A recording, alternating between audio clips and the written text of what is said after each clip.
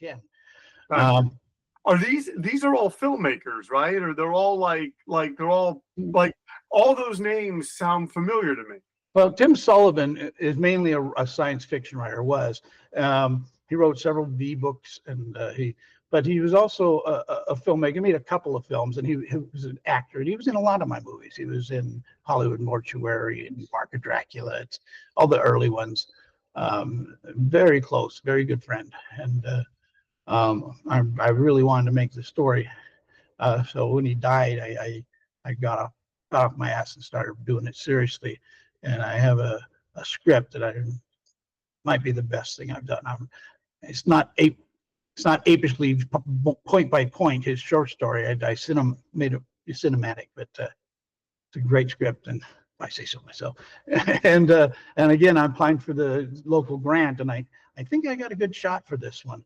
We're going to start in June probably if I get the grant. But there's a group here called We Filmmakers of Eastern Washington, and it's got all the local production people and the best talent are involved in this group, and they all help each other out. So if I can get that grant, we'll make this film with a serious budget and some great technical, great crew and everything. And even if I don't get the grant, they'll still help me out. We'll make it on a tighter budget, but that's going to be my next project for sure. See, that's what I love right there is that it's going to get made. You just have to know what your parameters are. Are you going to have this, or are you going to have this? And once you know that, well, I have all these people that are enthused about the idea, and they're willing to help me out no matter what the budget. So that helps a lot. It's not a horror story. It's a beautiful character story about a guy who's made the executor of his friend's will when he dies, and the guy collects jars that he bought online that supposedly contain souls of different people. He believed that there are souls in each one of these jars. And the guy who's the executor, who's based on Tim Sullivan, he's an atheist and doesn't believe in any of that stuff, but he respects his friends enough to do this. And I just got this ending that, I'm gonna start crying if I think about it. See, no, but that's what I meant right there. I'm gonna start like you are. I don't think people, and once again, this is just talking as a writer, like I don't think people understand. We almost do kind of, how there's method acting. We almost do this method thing when we write. Like right now, I'm making that movie Incel for SRS, and in a weird, like, and I'm one of the stars of it. So like I've grown out my hair, and I'm like I was shooting something for it earlier today, but like we live these things that we write, and they're so personal to us, and we put things in that people may never know from our real lives that affected us. And so that's what I'm saying. You saying that, like, you encapsulated it beautifully.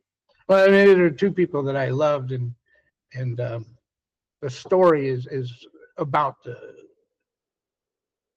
scope of friendship, even after death. Oh, that's awesome. I love that. And that right there, and this is odd to bring this into it now, but that right there is one of the reasons why Phantasm is one of my favorite movies, and why I think that movie and the other sequels, but certainly the first one, that movie is so much more than a horror movie. It's about exactly what you said, the bond between people, even after death. And so I love that movie. Yeah. Oh, it's great. It's great. So you edited a Shannon Tweed movie. I remember like at some point, and I remember watching it, and I remember you like saying, hey, I think this is actually one of her better movies. How did a job like that come around? Because I want to say that was the late 90s too. Yeah, it was when I was working for Wildcat, Mark Gordon's company. I was editing a lot of trailers, and they had we were editing for other companies too.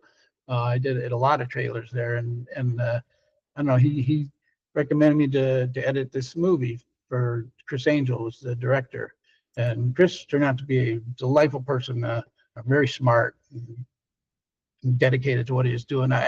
Shannon Tweed movies, the ones I've seen are just very forgettable, but this one was a decent little thriller, and the footage was all interesting, and I put myself into it and editing it, and in my opinion, it's the best thing she's ever been in. Yeah, I remember that it was different. And I remember that specifically. And I remember you said that to me because I said, hey, I watched that movie. Hey, you know, it's great that you're doing this. And yeah, I just was very, you know, just, you know, because to me, that was a world away. You know, I'm making my movies. I'm driving up to Pasadena to be able to edit them digitally because my friend had a editing system. And so, you know, that's before they became so ubiquitous. Right. But I was just impressed. Like, wow, he's editing a Shannon Tweed. Because, of course, I'm just saying you couldn't have been into 90s movies and especially the 90s video market without knowing who she was. Right. I also drove her husband around on a movie, Gene Simmons. Oh, wow. Which he turned out to be a pretty easygoing guy, too. I thought he'd be, you know, full of himself. He was a little bit, but he was also really friendly and didn't talk down to the drivers and stuff. But yeah, I learned to edit on the Avid at Mark Gordon had. That's when I did that. I was on his Avid machine after he had an office in Calabasas. Gotcha. Now going back to Alien Force, which was your directorial debut, you had Burt Ward in that movie, who was Robin in the Batman and Robin thing. Right. And you put me in a scene with Burt Ward, even though I was never actually acting opposite Burt Ward. Like how, like back in those days, how easy was it? Because wasn't that sort of part of, I mean, it's still part of the deal. You guys wanted like a name actor that would sort of help sell the film? Yeah, well, originally, well, we shot the film and it was a little short. And so Mark Gordon suggested we find some actor with what he called TVQ to be in it. And I went to all these collector shows in LA where they sell autographs and talk to a lot of celebrities, and talked to Jonathan Harris from Lost in Space. He goes, ooh, do boy, don't go before the camera anymore. And I talked to David Carradine, and he says, you're talking down the wrong path, partner. You're going to try and exploit me for some shitty little movie. Okay, thank you, David.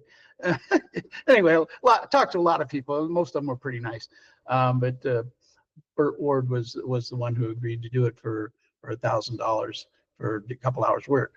You know, I wrote it so that your character Trace, he turns into the Muscle Man when they send him to Earth, but he keeps talking through the movie to his leader on the omnipresent Proxima on this little device. And that was in the second shoot to extend the film. I didn't want Burt Ward to just be in one scene, so he's always in the same spot on his home planet talking to Trace, and it's cut throughout the whole movie. Yeah, it was fun to work with.